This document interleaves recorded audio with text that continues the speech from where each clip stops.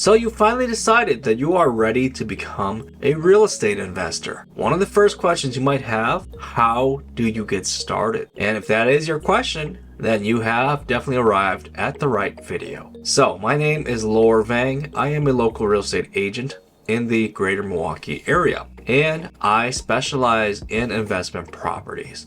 I have over 10 plus years as a real estate investor and 5 years as a real estate agent. So I help a lot of investors get started with real estate investing right here in Milwaukee, whether they are local or they are out of town or even out of the state. So the first thing that you need to do is to determine what your end goal is that you want to accomplish through real estate investing. So if it's something where you would like to become financially independent so that you are free of your W-2 job, then you may want to accumulate enough passive income through real estate investing of accumulating rental portfolios where you have a residual passive income that will ultimately replace your active working income. And this will free you of your W-2 job. Or if your goal is to quickly amass as much fortune as you can, then you might be thinking, well,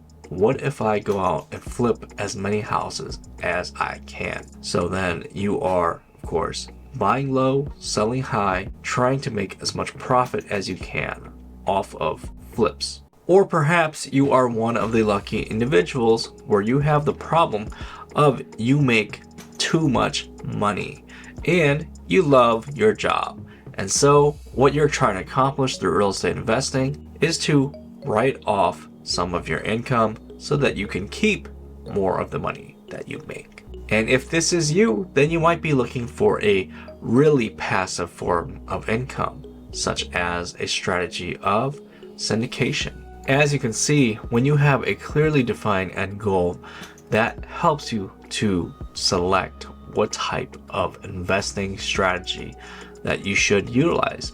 And as you go, sometimes you may mix and match strategies or combine them together. And we've already mentioned a couple like flipping or your more traditional buy and hold, whether it's long-term rentals, short-term rentals, or medium-term rentals. And then there are the other things such as house hacking or the BRRRR strategy that you can implement.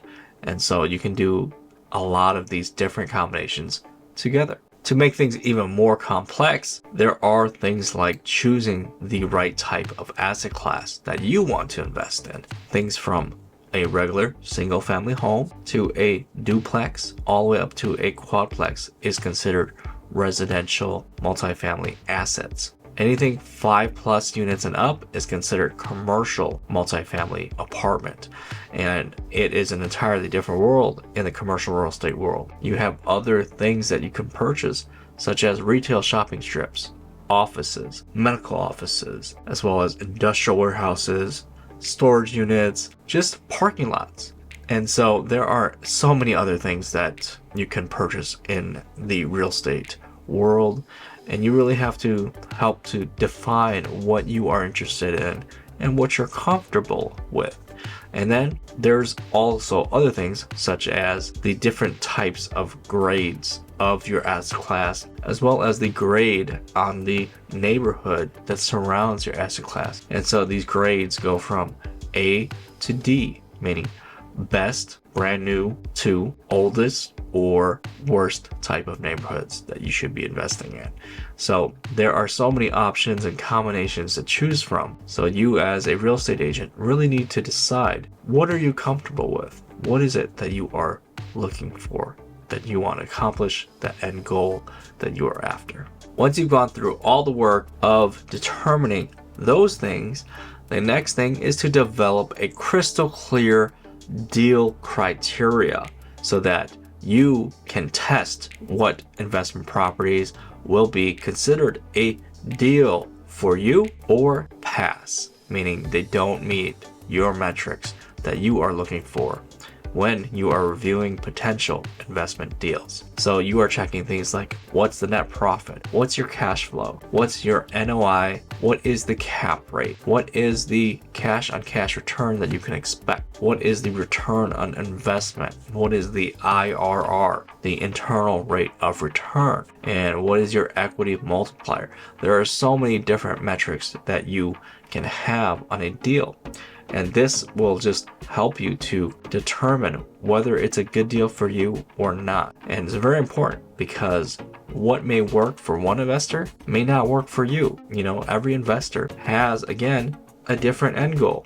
And so, of course, their investment strategy is going to be different. Or if their investment strategy is the same as what you're doing, even then, their metrics that they're after might be different than what you're after. You might be okay with having a little bit less, or you might want more than what they're chasing. So you really need to come up with a crystal clear criteria on the key performance indicators of what is a good deal and what isn't for you. All right, so the next item of order is to determine the target market where you can accomplish your investment strategy, as well as your deal criteria to work. And so if your strategy is that you want to have rental properties and passive income, and you want to now accumulate a lot of cash flow for your criteria, then you may not want to look at the coastal markets where the affordability is more expensive and you may not be able to meet those cash flow numbers.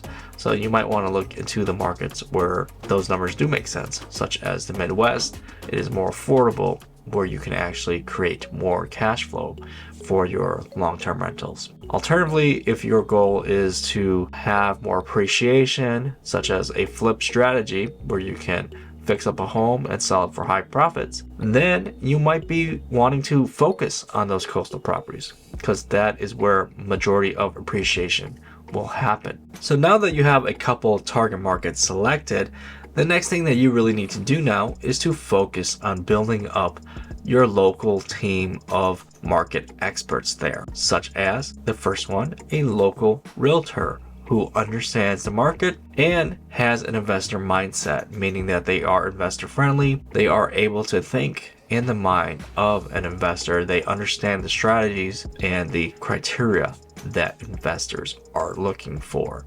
And they are able to find you what are deals and what are not, as well as, not just the on the MLS, on the market type of deals, but they also have a network of professionals in that local market that can help find off-market deals potentially for you, where there is less competition and you may be able to buy at a little bit better price than if it was on the market where everybody is seeing it. One of the next most important team members that you need would be a lender or a loan officer that can help fund and secure your deals for you that you and your realtor find, because you need somebody to supply the money, right? And so this is critical that you have a loan officer who is not only able to provide you with just the typical investment conventional loan products, but also non-QM loan products, such as DSCR, bank statements only, fix and flip loans,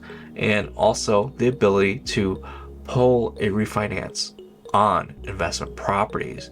Because if you happen to purchase a property through a hard money lender where it is very expensive and you need to refinance out of that hard money loan, then you will need a loan officer who can actually help you to do just that. So now that you have a trusted teammate that can help you secure the bag for your investment deals, the next couple of real estate professionals that would be valuable to have is a property manager, the local expert that understands the rental real estate market, as well as which neighborhoods might be the best for you to attain and achieve your deal investment criteria. And contractors, of course, because you're going to need people to fix up your properties, whether you are a long-term buy and hold investor or a fix and flip investor. All right, so there you have it. Those are the steps that you need to take in order to begin on your real estate investing journey. So to recap, you want to start with your end goal in mind so that you can choose the right investment strategy. And then you want to develop a crystal clear deal metric criteria so that when you are looking at investment properties, you know what is a deal for you, because what is a deal for someone else may not work for you. And then you want to choose a target market that will be able to produce the deals that you are looking for. And then once you have selected your market, now you want to build your local team of experts that you like and you trust and you want to work with. So people like a real estate agent who is investor savvy, that understands exactly what you're looking for. And then also a lender and a property manager, as well as contractors.